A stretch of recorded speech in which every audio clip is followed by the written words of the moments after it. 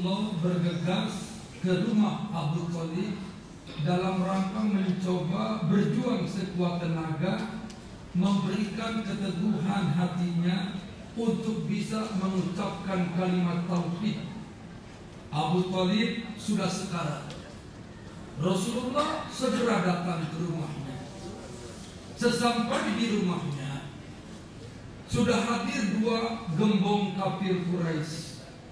Yang pertama Abu Jahal, yang kedua Abdullah bin Umayyah. Kehadiran dua gembong kafir Quraisy ini tentu saja bisa diterka. Mereka khawatir kalau Muhammad mempengaruhi keyakinan pamannya, dan itu sangat menyakitkan buat mereka. Dan ini merupakan bukti penyakit hati orang di luar Islam itu, sampai kapanpun sakit hati terhadap Islam. Walan tardau ankal yahudu walan nasara hatta tattabi'a millatahum.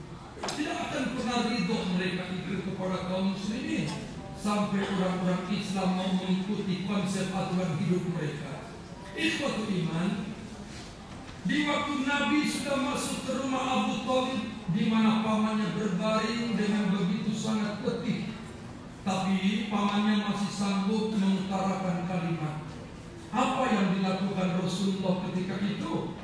Nabi hanya meminta kepada pamannya agar di ujung kehidupannya pamannya untuk bisa mengucapkan kalimat La ilaha illallah. Ya ammi, qul la ilaha illallah. Wahai pamanku, ucapkanlah kalimat la ilaha illallah. Dengan kalimat ini aku bersumpah, nanti di akhirat di hadapan Tuhanku aku akan menolong paman. Di saat itu Abu Thalib tentu saja tidak serta-merta mengikuti ajakan keponakannya. Yang dilakukan Abu Thalib hanya melirik kepada Abu Jahal dan Abdullah bin Umayyah. Di waktu itu Abu Jahal hanya mengatakan dengan kata-kata singkat, kalau engkau tidak malu di ujung kehidupanmu meninggalkan agama nenek moyang, silakan. Akhirnya terjadilah peperangan batin pada diri Abu Thalib bin Abdul Muttalib. Di satu sisi dia sangat percaya betul apa yang dikatakan keponakannya yang menjabat sebagai Nabi Muhammad SAW ini betul. Tapi di sisi yang sama Abu Thalib begitu amat berat untuk meninggalkan keyakinan nenek moyangnya. Dalam situasi seperti ini tentu saja yang menentukan adalah Allah Subhanahu wa ta'ala. Allah yang menentukan apakah sanggup atau tidak, mampu atau tidak mengucapkan kalimat tauhid yang dilakukan Abu Thalib, hanya Allah. Di saat yang amat genting itu, Nabi sangat menunggu agar pamannya untuk ikut menyatakan keislaman. Dalam kenyataannya Abu Thalib hanya berkata secara lirik, wahai keponakanku, aku rasanya amat berat mengucapkan kalimat tauhid. Maafkan aku nak. Akhirnya Abu Thalib meninggal dunia dalam keadaan tidak bertauhid, alias mati dalam keadaan musyrik. Melihat kenyataan ini, Rasulullah SAW fitrah sebagai manusia biasa mencoba untuk memberikan yang terbaik buat pamannya. Karena faktor kecintaan Nabi yang begitu tinggi kepada pamannya. Betapa tidak, sejak kecil, ketika Muhammad kecil ditinggalkan ayah ibunya, siapa yang mengasuh, siapa yang menyayangi kecuali Abu Thalib. Saking cintanya Abu Thalib kepada Muhammad, melebihi kecintaannya kepada anak kandungnya sendiri, termasuk Ali bin Abi Thalib. Di saat itulah Nabi merasa kehilangan. Akhirnya Nabi secara fitrah manusia biasa mencoba untuk mendoakan pamannya. Di saat Nabi bergetar hatinya ingin mendoakan jasad pamannya yang mati di luar Islam, maka turunlah firman Allah surat At-Taubah ayat 113. Maka ada lin nabi, tidaklah pantas buat seorang nabi walladzina amanu, dan juga tidak pantas untuk orang yang mengaku beriman kepada Allah, ayastaghfiru lil musyrikin, memintakan ampun untuk orang-orang musyrik, walaupun keberadaan orang musyrik itu uli qurba, kerabat dekatmu sendiri.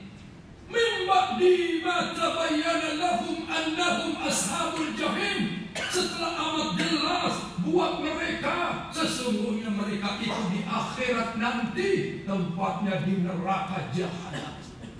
Istaghfir lahum aw la tastaghfir lahum, in tastaghfir lahum 70 marrah fala yaghfirullahu lahum. Hei Muhammad, kau mintakan ampun kepada pamanmu atau tidak kamu mintakan ampun kepada pamanmu, walaupun engkau mintakan ampun kepada pamanmu sebanyak 70 kali, bermakna berkali-kali, Allah tutup kalimat ayat itu, fala yaghfirullahu lahum, aku tidak akan pernah memaafkan pamanmu itu. Bapak-bapak ikhwatul iman, sidang Jumat, sidang taklim rahimakumullah. Pada kesempatan ini ada beberapa poin penting yang dapat kita tangkap. Satu, tidak dilarang orang Islam ketika ada kerabatnya sakit dalam keadaan sekarat untuk mengajak orang itu bertauhid, untuk mengajak orang itu masuk Islam. Tidak dilarang dan tidak bertentangan dengan kalimat la ikraha fiddin. Tidak ada paksaan dalam beragama, betul, tapi Nabi mengajak pamannya di ujung kehidupannya. Poin penting ilmu yang kita peroleh, kalau ada yang sakit bukan muslim, silakan jenguk, dan bila perlu ajak orang itu masuk Islam kalau berani. Saya yakin kita kebanyakan tidak berani. Kalau pendeta di rumah sakit mereka melihat situasi, kalau keluarganya tidak hadir, maka pura-pura diberikan ketenangan batin, pura-pura membacakan doa, ujung-ujungnya diajak untuk menyembah Tuhan mereka. Mereka mengikuti aturan Nabi. Kenapa kita yang sudah ada contohnya dari Nabi tidak berani? Itu pun kalau saudara kita. Pernah ada anak Yahudi sakit. Di saat itu Nabi kehilangan, mana Yahudi anak itu? Biasanya dia selalu mengejar-ngejar aku ketika aku mau ke masjid. Sakitnya Rasul. Maka Nabi setelah pulang sholat Asyar bergegas ke rumah anak kecil yang bukan orang Islam, orang Yahudi. Lalu Nabi menjenguk, mengusap keningnya, dan Nabi mengajak anak itu masuk Islam. Masuk Islam. Anak itu berdiri kepada bapaknya. Lalu kata bapaknya, ya anakku, ikuti apa yang dikatakan Abul Qasim. Akhirnya anak itu mengucapkan kalimat syahadat dan dia mati dalam keadaan Islam. Tidak lama kemudian Nabi berkomentar, aku rasakan anak ini rasanya sudah ada di surga. Kalau Nabi yang sudah berkata begitu benar. Kalau Ustaz jangan percaya. Bisi di dia nomor cepusat boy, mesti surga yuk. Jangan percaya. Jadi koruptor. Ternyata Ustaznya sudah dibayar. Lanjut. Ini masih hidup nih. Sebab kalau ngaji diam begini, saya rada khawatir antara hidup dan tidak. Sebab ngantuk orang modern itu ngantuknya matanya melorot, padahal makin kerek gitu. Bapak-bapak ikhwatul iman, sidang taklim rahimakumullah. Jadi kalau ada yang sakit kita mengajak untuk masuk Islam tidak dilarang. Satu. Kedua, tugas kita hanya mengajak, bukan memaksa. Itu penting. Mengajak, menyadarkan, dan bukan memaksa. Dan pada akhirnya yang ketiga adalah yang menetapkan seseorang dapat hidayah atau tidak adalah Allah. Innaka la tahdi man ahbabta walakin Allah yahdi man yasha. Hai Muhammad, engkau tidak akan bisa memberi petunjuk kepada Walakinnallaha yahdi man yasha. Tetapi aku, kata Allah, Maha Kuasa memberikan hidayah kepada hamba-Ku yang Aku kehendaki. Jadi tolong diingat betul, tugas kita mengajar, tugas kita memfasilitasi, memberi kegiatan. Kalau orang mau ngaji atau tidak ngaji, urusan orang itu. Inilah dakwah. Kalau DKM sudah mengadakan pengajian rutin Senin Kamis di sini, yang datang segini lagi, ya sudah. Jangan sampai orang lain kacau. Nah, zaman Nabi tolongan baik tidak boleh. Suksesnya sebuah pengajian tidak diukur dari jumlah yang hadir. Karena banyak bari yang barang. Yang penting ngaji, jumlahnya berapapun, paham, mengerti, amal ke, merubah sikap, ada pengaruhnya untuk perusahaan. Itu ngaji mah. Nabi juga begitu. Kalau ngajari, mendidik umat, mendidik sahabat, ayat bil ayat, ayat demi ayat. Tidak ada ngaji mengejar target khatam. Kan ibu-ibu biasanya Ramadan itu mengejar khataman. Sekarang juga bapak-bapak sudah mulai Ramadan target khataman. Buat apa khataman? Berikan kelakuan terhatam-hatam. Yang bagus itu ngaji seayat mengerti, amalkan. Seayat mengerti, amalkan. Itu efektif ngajinya. Lain ayo nggak beri khatam, nggak buka. Nanti itu balik khataman, nggak salah lagi, markot deh. Banjur begitu. Seperti mana beda?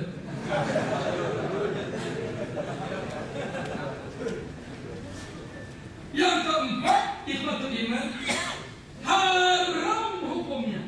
Ini mohon maaf, saya terlalu tegas. Haram hukumnya mendoakan orang yang mati yang bukan Islam, sedekat apapun. Walaupun dia orang tua sendiri, anak kandung, kalau dia tidak seagama dengan kita, tidak boleh didoakan. Seperti yang dilakukan oleh kebanyakan orang sekarang, mereka bersembunyi di balik toleransi, kemudian ada tetangga yang bukan muslim meninggal, hadir dan mendoakan. Tidak boleh mendoakan orang yang mati di luar Islam, hukumnya haram. Nabi saja dimarahi oleh Allah, dilarang. Kenapa dilarang mendoakan orang di luar Islam? Jawabannya adalah mimba bima tabayyana lahum annahum ashabul jahim. Sudah sangat jelas mereka itu di akhirat tempatnya di neraka. Percuma didoakan, oke, halakan dosa. Bagaimana kalau kita tetangga dekat apakah tidak boleh hadir? Takziah boleh. Datang menunjukkan keprihatinan dan ikut berduka cita boleh. Bapak-bapak dan ibu-ibu kalau takziah di tempat yang meninggal dunia, jangan beranggapan harus pakai baju hitam-hitam. Saya tidak menemukan dasar keterangannya kalau ada yang meninggal harus pakai baju hitam-hitam, tudung hitam, baju hitam, celana hitam, sepatu hitam, kacamata hitam, payung hitam. Bagaimana kalau orang yang hitam?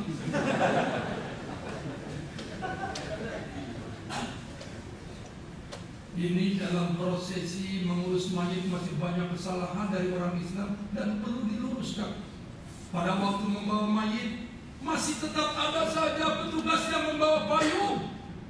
Mayit di payungan. Keliru itu. Kalau bawa payung mau memayungi bukan mayit, ustaz payungan. Karena kehujanan di kepanasan, narang aduk anak menahan.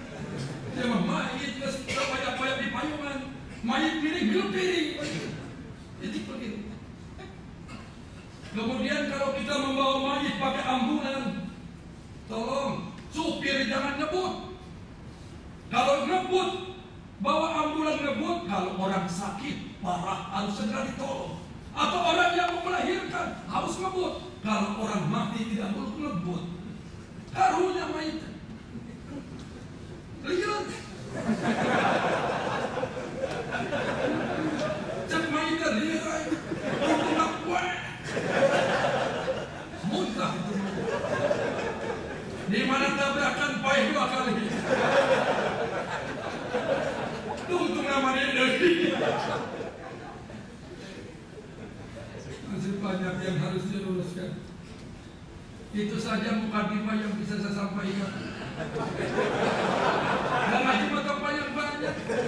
Sekarang kita masuk termin kedua, dialog dan tanya jawab. Saya beri kesempatan Bapak Ibu untuk dikembangkan melalui dialog. Karena ini saya terlalu banyak tabligh sehari 4 tempat, full order. Subhanallah, nikmatnya jadi mubalik begitu. Minimal pulang ceramah menang kresek. Biasanya begitu, tapi tidak tahu di sini Pak. Mohon maaf kepada DKM. Kalau saya bicara kresek tidak bermaksud menyinggung perasaan, hanya sekedar mengingatkan. Itu pun kalau ada. Kalau tidak ada, wayana pakai ikhtiar.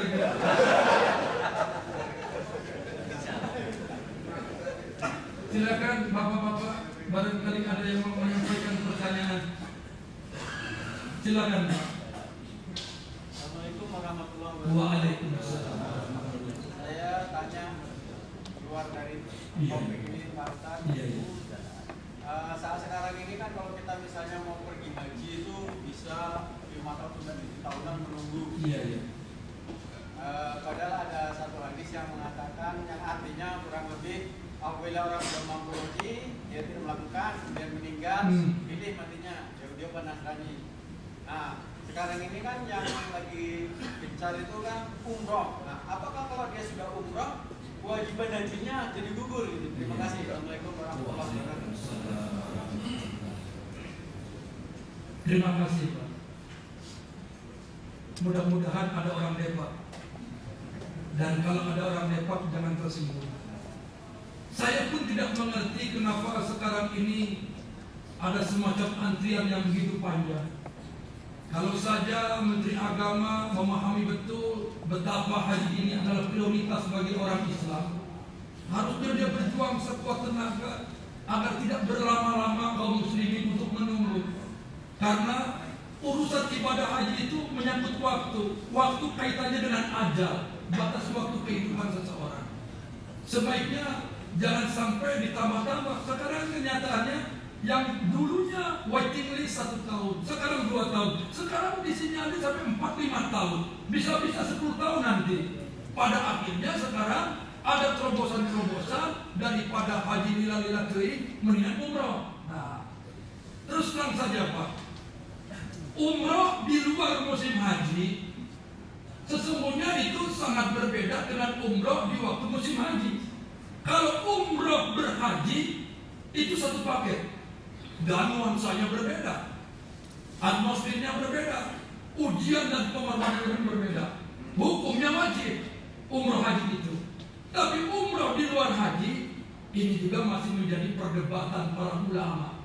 Nabi dalam hidupnya ada yang mengatakan hanya melakukan haji sekali seumur hidup, haji wada, haji perpisahan. Setelah itu tidak terdengar Nabi melakukan umroh di luar musim haji. Ini terjadi perdebatan. Tapi kita tidak perlu memperdalam itu. Kesian nanti kepada biro perjalanan.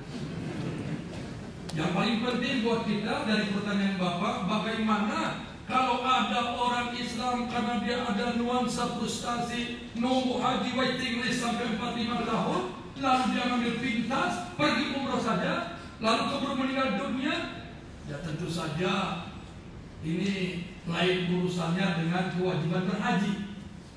Dan haji itu istito'ah, orang yang punya kemampuan, man istato'a ilaihi sabila. Orang yang mampu dalam perjalanan itu dalam arti luas. Dia mampu niatnya, mampu imannya, mampu ilmunya, mampu biayanya, mampu suasananya. Termasuk dalam hal ini suasananya, apakah mampu dia pergi secepat mungkin? Ternyata tidak. Berarti dia tidak tergolong orang yang istito'ah. Terlepas apakah ketidakmampuannya itu karena rekayasa manusia. Tapi yang paling penting buat kita, dengan niat saja. Setor OMH, booking seat 25 juta, kita mau tahun berapapun, belum berangkat, sudah keburu meninggal, insya Allah. Seperti kejadian di zaman para tabi'in. Ada seorang sol sepatu bertahun-tahun dia mengumpulkan hasil dari sol sepatunya. Akhirnya dia sudah merasa cukup bekal untuk pergi haji. Tukang sol sepatu itu di Irak.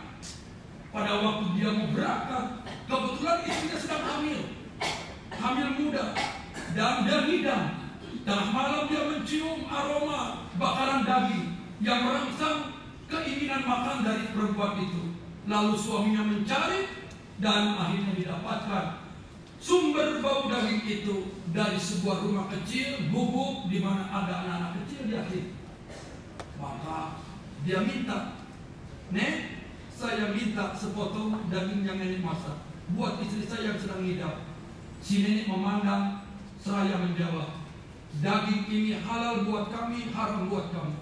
Maksudnya, Nek, daging ini bangkai yang haram untuk dimakan oleh orang Islam. Tapi kami ini halal karena kami tidak ada orang yang memperhatikan. Akhirnya si orang tadi berkata, "Ya Allah, aku niat berhaji di depan pintu anak-anak yatim ini." Maka uang yang dia kumpulkan bertahun-tahun dia serahkan ke anak yatim itu. Tidak lama kemudian dia meninggal dunia, dan konon di ujung cerita dia ini adalah orang yang paling mabrur hajinya, walaupun jasadnya, jogernya tidak melakukan prosesi ritual di Mekah dan di Arafah dan seterusnya. Jadi kembali kepada niat. Pokoknya saran saya, mohon maaf, kalau yang punya uang pas-pasan, sudahlah jangan umroh. Sudah, setor, booking seat 25 juta untuk haji. Kalau umroh mah buat orang yang banyak uang. Kalau yang pas-pasan mah jangan. Sebab sekarang sudah muncul nih pemahaman, banyak yang umroh, lalu pulang umroh sudah dapat gelar haji. Ini kesian kan? Ada semacam pembodohan dan penipuan. Padahal umroh di luar musim haji sangat berbeda dengan umroh ketika berhaji. Begitu ya Pak ya? Terima kasih. Nyatanya sudah tidak ada lagi yang bertanya, dan ini yang saya harapkan. Karena perut saya ngadek-dek. Sudah 3 panggung saya. Tidak sebutir dan seteguk air pun yang saya lihat.